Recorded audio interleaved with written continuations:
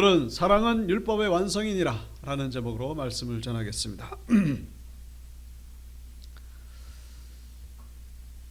우리 그리스도인에게는 천국 시민권과 세상의 시민권 두 가지가 있다고 말씀을 드렸습니다. 그래서 우리는 죽어서 천국만 갈 것이 아니라 이 땅에서 세상 시민권을 가지고 이 땅에서 하나님의 나라를 세워야 되는 사명이 있다는 것을 우리가 함께 말씀을 나눈 적이 있죠.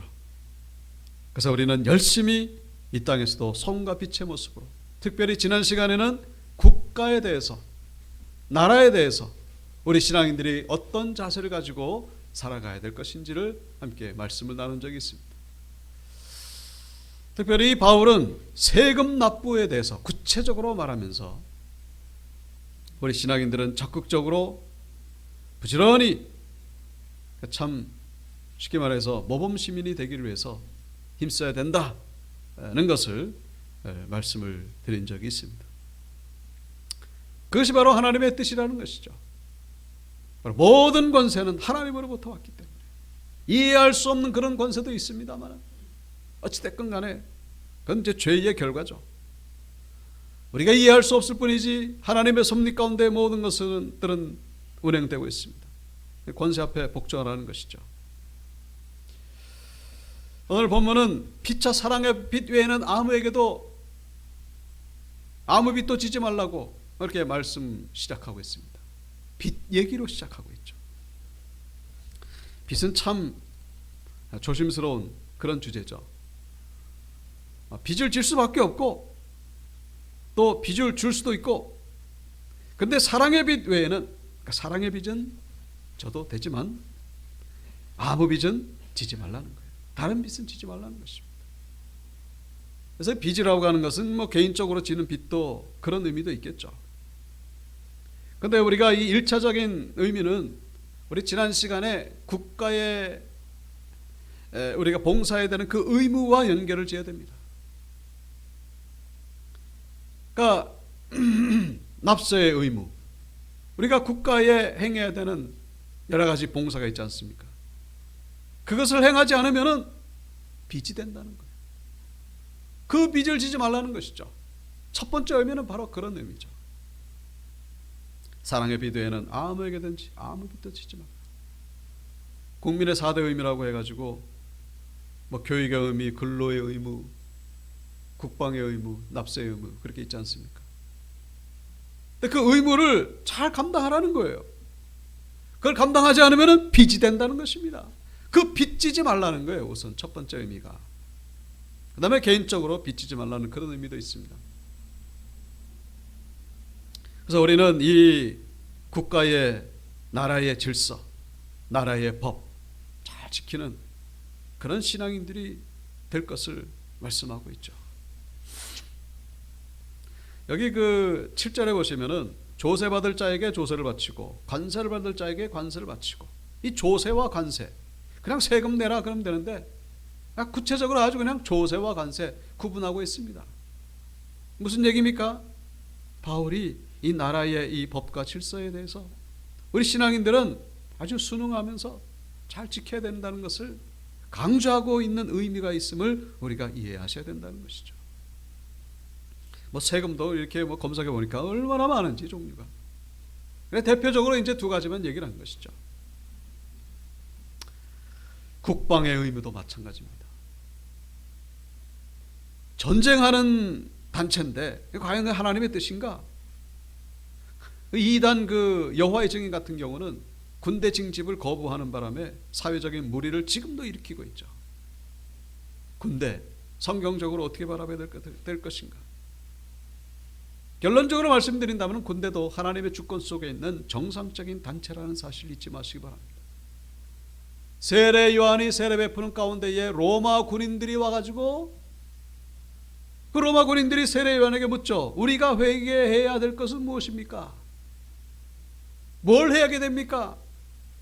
세례 요한이 뭐라고 대답하죠?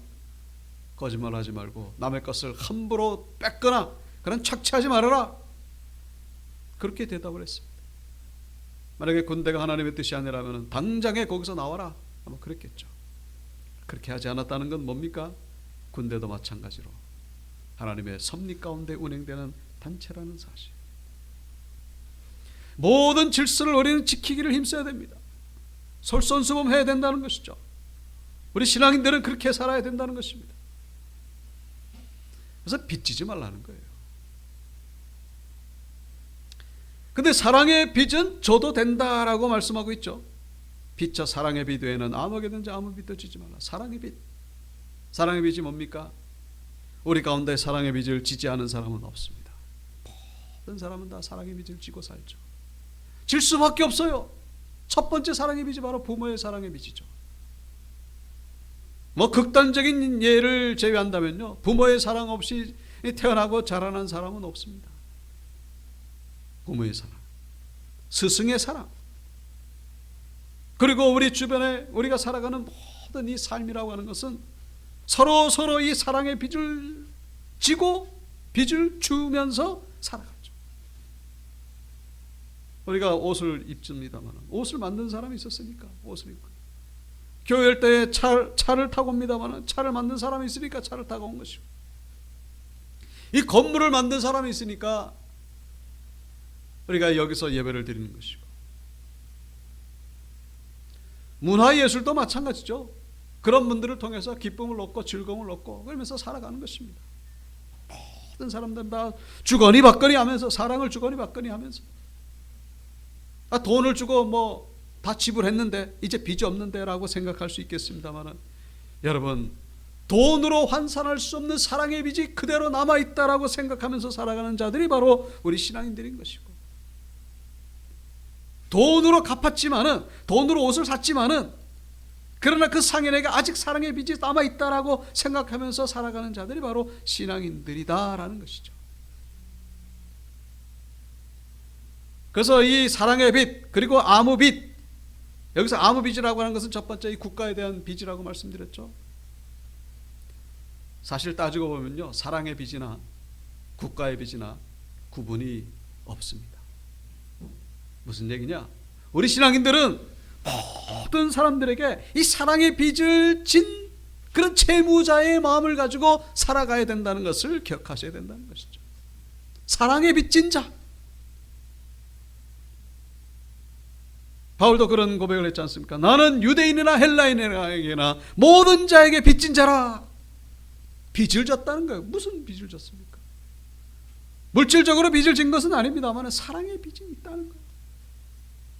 첫 번째, 우리가 하나님께 빚을 졌기 때문에, 하나님 우리를 사랑하시기 때문에 우리를 살리셨고 우리에게 생명을 주셨고 그 빚을 갚아야 되는 그런 자세로 살아가는 것이 바로 신앙인의 삶이다.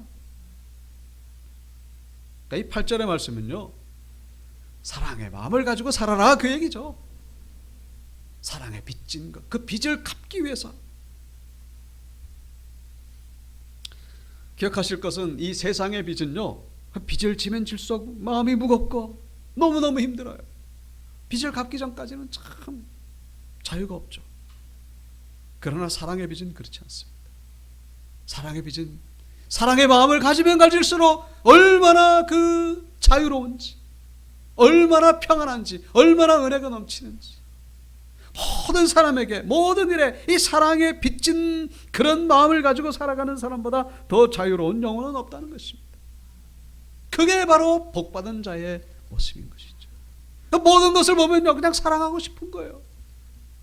저 사람을 봐도 사랑하고 싶고 이 사람을 봐도 사랑하고 싶고 모든 것을 사랑의 관계로 생각하는 거예요. 그게 의지로 되는 건 아니죠. 의지로 되는 건 아닙니다. 성령을 받아야 돼요. 성령을 받으면요, 이 사랑이 그냥 막 넘쳐나는 거예요. 사랑하지 않고서는 견딜 수가 없는 거예요. 이 빚이라고 하는 것은 그 사람을 참 이렇게 속박하는, 빚을 갚아야만 자유롭게 되는 그런 힘이 있죠. 1984년도에 프랑스의 갑자기 이 사람이 나오지? 이정훈 교수라고, 이정훈 교수, 저기 울산대학교에서 이제 법을 가르치고 있는데, 이분이 기독교를 반대하는데 아주 앞장섰던 그런 분이죠. 이분의 간증을 아시는 분도 아실 겁니다. 근데 이제 아주 그냥 그 극적인 사건으로 예수님을 영접하게 됐죠. 예수님을 영접하고 나서 골목길을 갔는데 거기 이 세발 자전거가 이렇게 길거리에 내팽개쳐져 있는 걸 보고서 그렇게 사랑스럽다는 것이죠. 거기서 아이의 어떤 그런 온기를 느끼면서 그 자전거가 그렇게 사랑스러워 보이더라는 거죠. 평소 같았으면은 이 뭡니까? 그 요즘 동사무소를 주민자치된 단체라 그러나요? 주민센터 그러죠. 주민센터.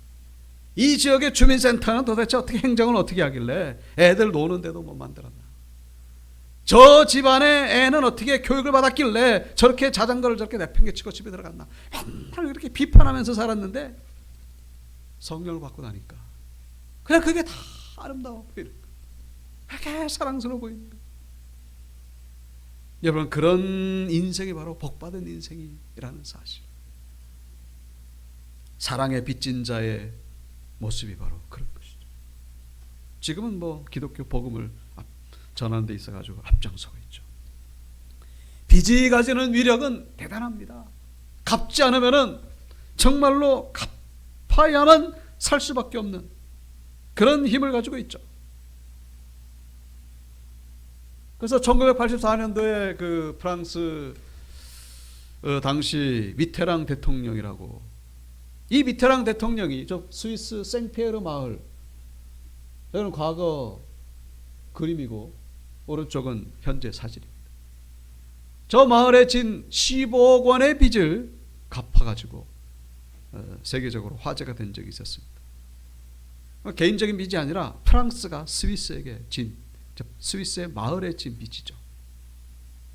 무슨 얘기냐면은 1700년대로 올라가는데 나폴레옹이 오스트리아를 치면서 스위스 마을을 지나가게 됐습니다. 알프스 산맥을 넘었다 그래가지고 내 사전에는 불가능이 없다 이제 그런 말이 나왔습니다만, 그 알프스 산맥을 넘어가면서 그때 추울 때에 군수물자리가 딸리고 노동력이 필요하고,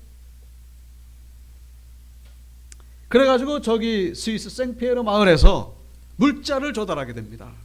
그래가지고 구체적으로 뭐 냄비 주전자 몇 개, 나무가 몇 그루, 노새도 몇 마리, 마을 사람들의 노동력 빌리고 전쟁이 끝나면 갚겠다고 차용증을 써주고 떠나게 되는데, 나중에 나폴레옹 정권이 몰락하면서 흐지부지 없어지게 됩니다. 그런데 189년 만에 이 생피에르 마을의 단체장이 그 미테란 대통령이 가지고 차용증을 딱 내놓고, 이보시오, 빚 갚으라고. 거의 200년에 와가지고 그때 당신네 나라 이 나폴레옹이 진 빚을 왜 안 갚냐고. 어떻게 됐다고요? 결국 빚을 갚았다는 것입니다. 이자까지 합치면 한 5천억 원인데, 근데 5천억 이자는 그냥 사양하고 원금만 15억 원 갚아가지고 아주 화제가 된 적이 있었죠. 여기서 알 수 있는 한 가지 사실은 뭡니까? 빚이 가지는 구속력이 대단하다는 거예요. 빚은 갚지 않으면 살 수가 없어요. 만약에 이 미테랑이에요, 그 15억 원 안 갚았으면 어떻게 했습니까? 세상적인 망신이죠. 안 갚을 수가 없어요. 200년이 지났지만 빚은 그대로입니다. 우리는 모든 빚을 갚기를 힘써야 돼요. 우리 개인적으로도 갚기를 힘써야 되고, 우리는 깨끗하게 살아가야 됩니다.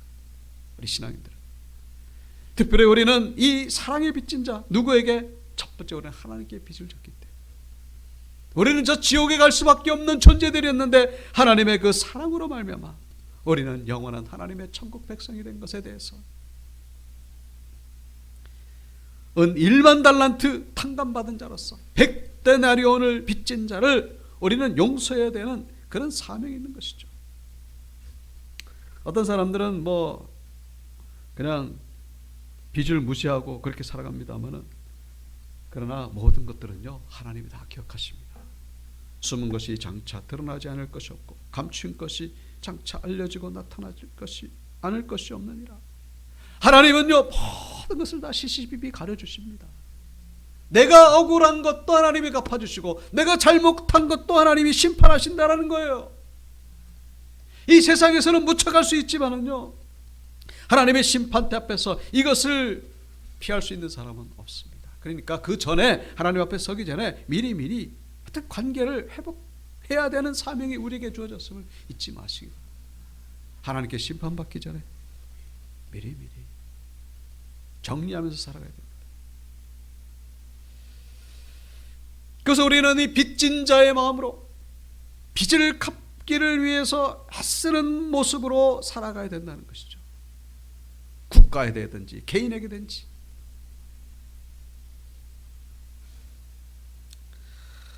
그런데 앞서 말씀드린 대로 이 사랑의 빚을 진 자의 마음을 가지고 살아가게 되면은 정말로 그게 바로 복된 자의 삶이라는 사실. 이거보다 행복한 것은 없어. 모든 것을 다 사랑의 눈으로 바라볼 때. 그래서 성령의 감동이죠. 성령의 감동. 바라기는 우리 온육교회 성도님들에게 이런 은혜가 임하게 되기를 주의 이름으로 축원드립니다. 사랑의 은사죠. 사랑의 은사. 내 결심 가지고 되는 게 아니에요. 내 의지로 되는 게 아닙니다. 이 성령 받았고 은혜를 받아야 돼요. 그래야 이제 모든 사람들에게 사랑의 마음으로 다가서게 되는 것이죠.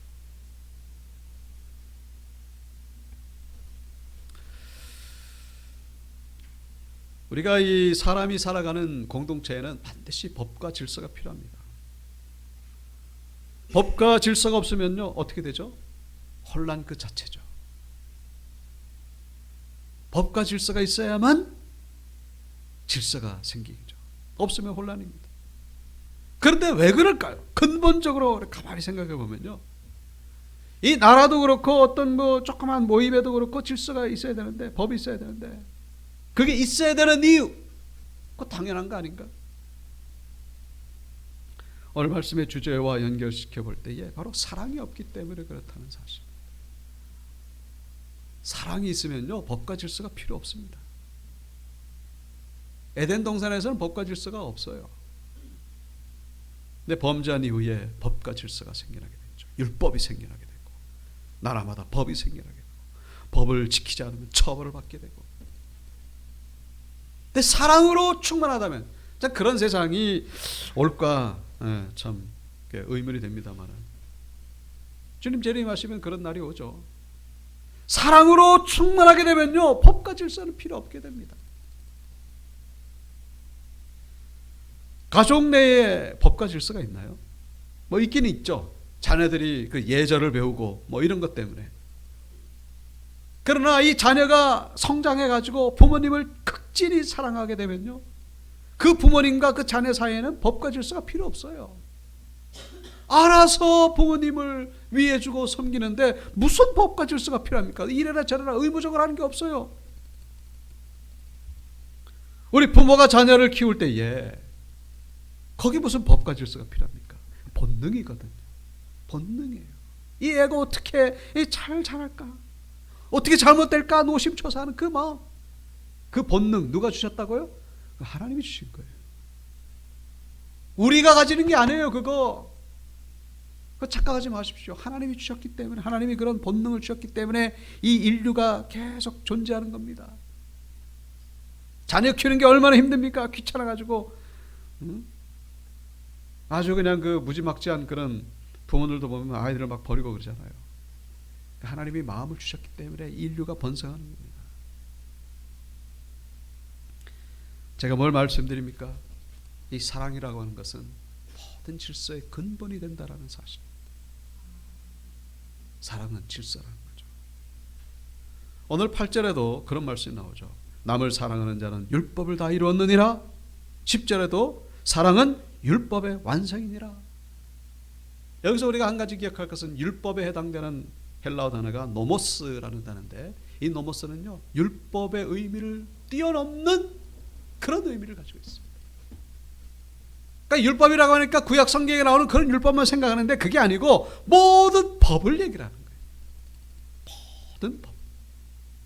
우리 대한민국에 법이 있잖아요. 저 미국에도 법이 있고, 저 북한에도 법이 있고. 그런 구약의 율법만이 아니라 모든 법을 완성하는 것, 그것이 바로 사랑이다라는 것입니다. 여러분, 인간 세상에만 법이 있나요? 그렇지 않아요. 이 우주 만물에도 법칙이 있습니다. 수금주여 목호 천의 명왕성까지 9개입니까? 이것들도 태양계를 중심으로 엄청난 그 고도의 법칙 속에서 돌아가고 있어요. 우리 그 물을 H2O라 그러잖아요. 수소 원자 2개와 산소 원자 1개가 합쳐지면 물이 된다. 이게 법이에요, 법. 이게 법입니다. 근데 수소 원자 2개와 산소 원자 2개가 합하면 물이 안 돼요. 반드시 2개와 1개가 합쳐져야만 물이 됩니다. 그게 법이죠. 물질의 세계도 법이 있고, 식물의 세계도 법이 있고, 동물의 세계도 법이 있고, 온 우주 만물은 법과 질서로 가득 차 있습니다. 그 법의 질서를 부여하신 분이 바로 창조주 하나님이시죠. 창조주 하나님이십니다. 믿습니까? 아멘이십니까? 성경에 하나님에 대한 정의가 몇 가지 나오죠. 하나님은 말씀이니라. 하나님은 사랑이시니라. 하나님은 창조주이시니라. 하나님은 또 뭡니까? 사랑이니라. 하나님은 사랑이니라. 그래서 이 하나님, 사랑, 말씀, 창조 뭐예요? 말씀이 곧 사랑이에요. 사랑이 곧 질서죠. 온 우주 만물의 이 질서, 그 근본에 뭐가 있다고요? 바로 사랑이 있다는 것입니다. 성경만 말씀하니까 이해를 못하시는 것 같은데, 여러분 20세기 최고의 과학자로 불리는 바로 상대성 원리를 발견한 아인슈타인. 아인슈타인이 딸에게 보낸 편지에 나오는 내용입니다. 아인슈타인이 최고의 과학자가 딸에게 보내는 편지에게 나오는 내용입니다. 우주에는 지극히 거대한 힘이 존재하는데 과학은 아직도 그 힘에 대한 합리적인 설명을 찾지 못했다.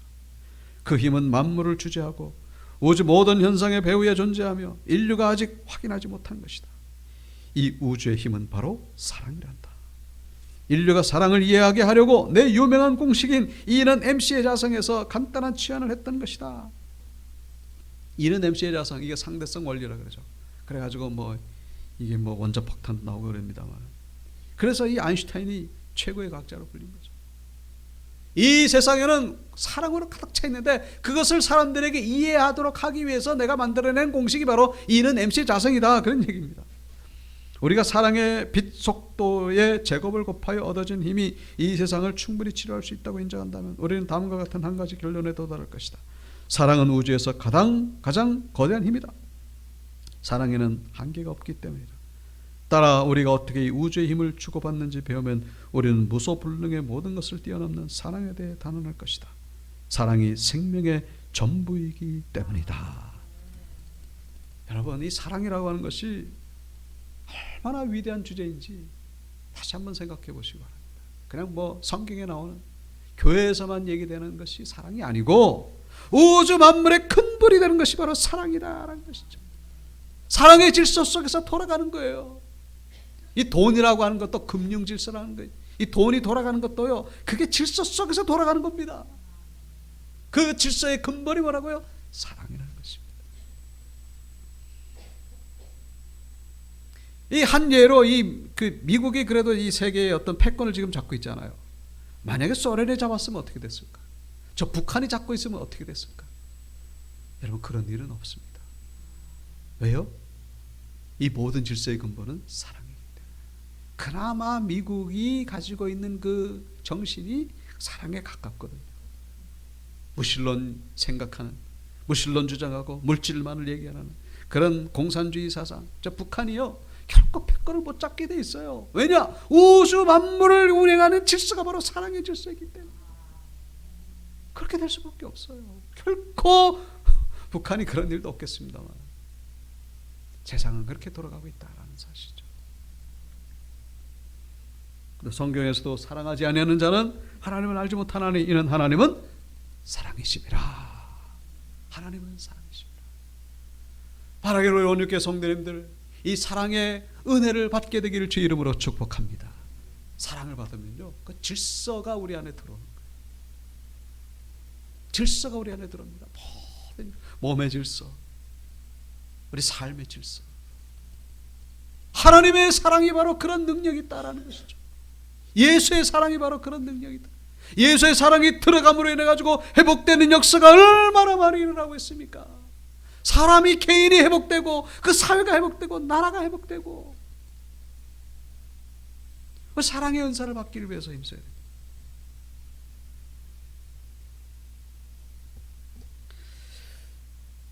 왼쪽에 안경선 목사님이라고 하는 분이 계십니다. 잘 모르시죠? 근데 안경선 목사님이 누구냐면 맨 오른쪽에 있는 그 손양훈 목사님의 손자입니다. 근데 그냥 손자가 아니라 양손자죠. 그 혈육이 있는 게 아니라 양자로 삼아진 손자입니다. 손양훈 목사님에 대해서는 대충 이야기 좀 아시죠? 1948년도에 우리나라에 참 아픈 역사가 있었죠. 그 제주도 4.3 사건이 있었고, 그 다음에 5월 10일 날, 같은 해 48년 5월 10일 날 국회의원 뽑는 총선이 있었고, 그 다음에 48년 8월 15일 날 대한민국 정부가 수립되고, 그 다음에 이제 그 10월 달에 이 이승만 전 대통령이죠. 그 여수 순천에 있는 그 군인들에게 제주도 4.3 사건을 진압하라고 명령을 내립니다. 그런데 이제 그 여수 순천에 있던 군인들 가운데에 좌익 그런 세력들이 있었거든요. 좌파 세력들이 있었습니다. 그 사람들이 반발을 하죠.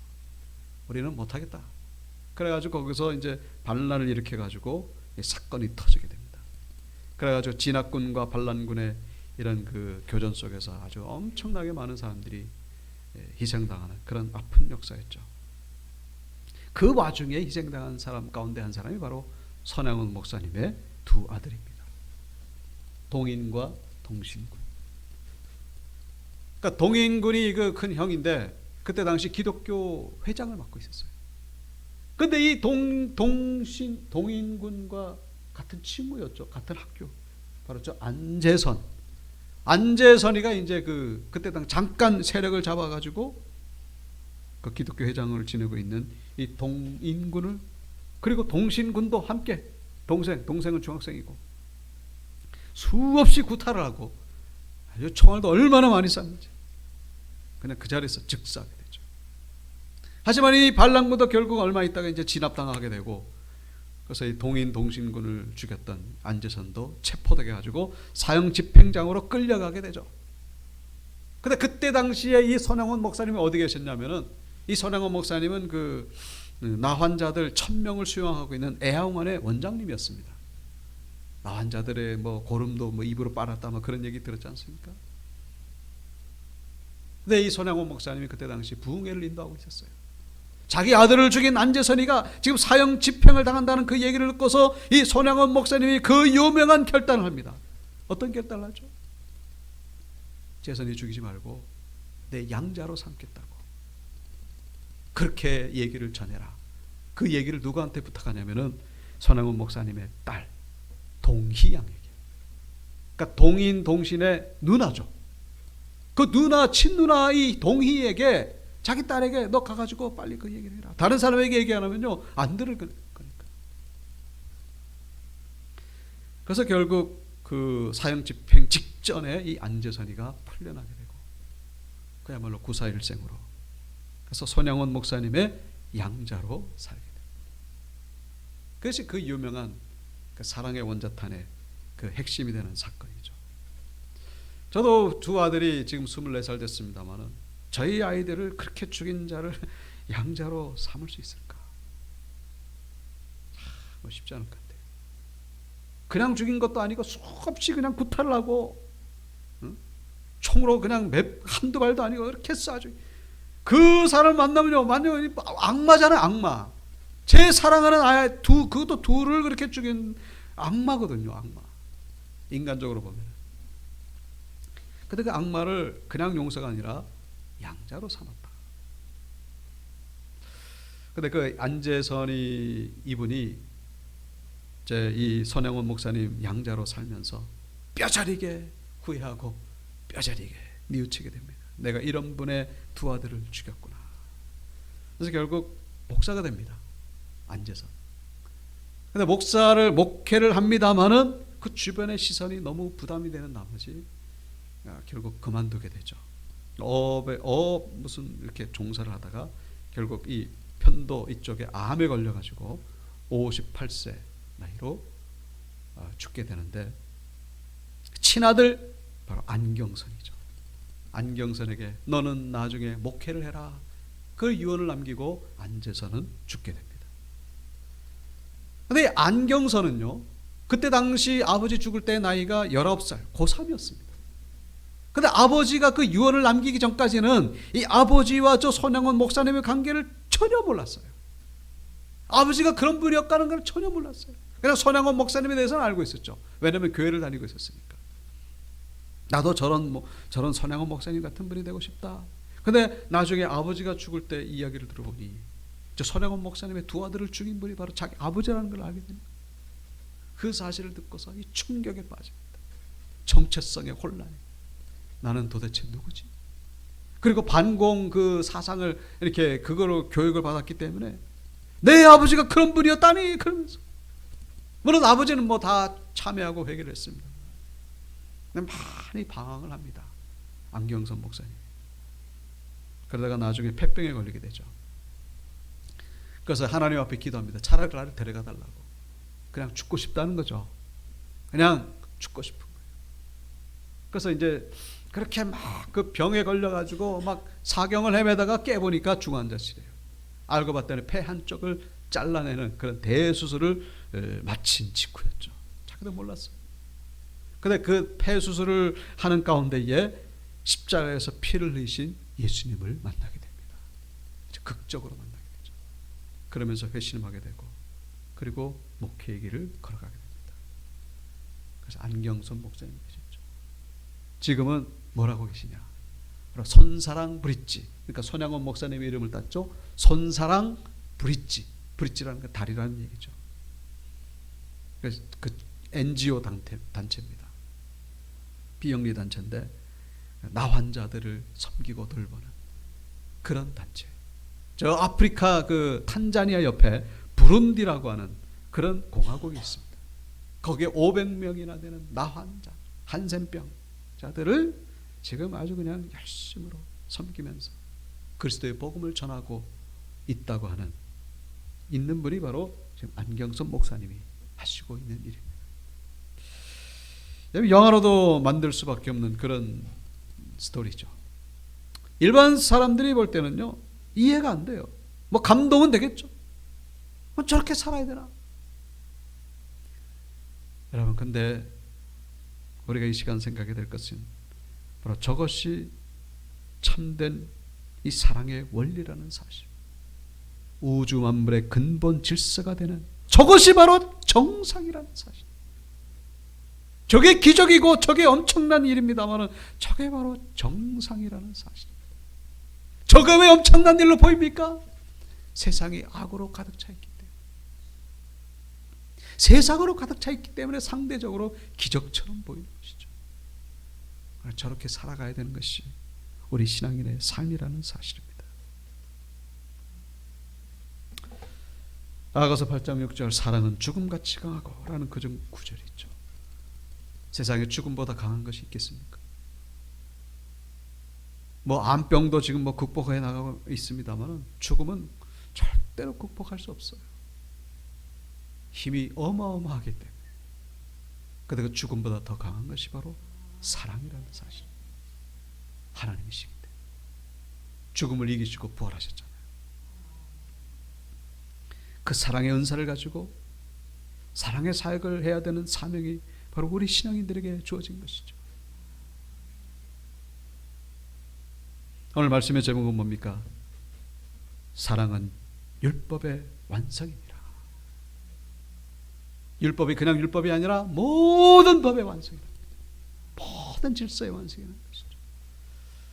바라기는 저를 포함해서 우리 온유교회 성도님들 사랑의 은사를 받으시고, 그래서 사랑의 이 감동으로, 사랑의 능력으로 하나님이 기뻐하시는, 하나님의 나라를 세워가시는 모든 성도님들 다 되시길 주의 이름으로 축원합니다.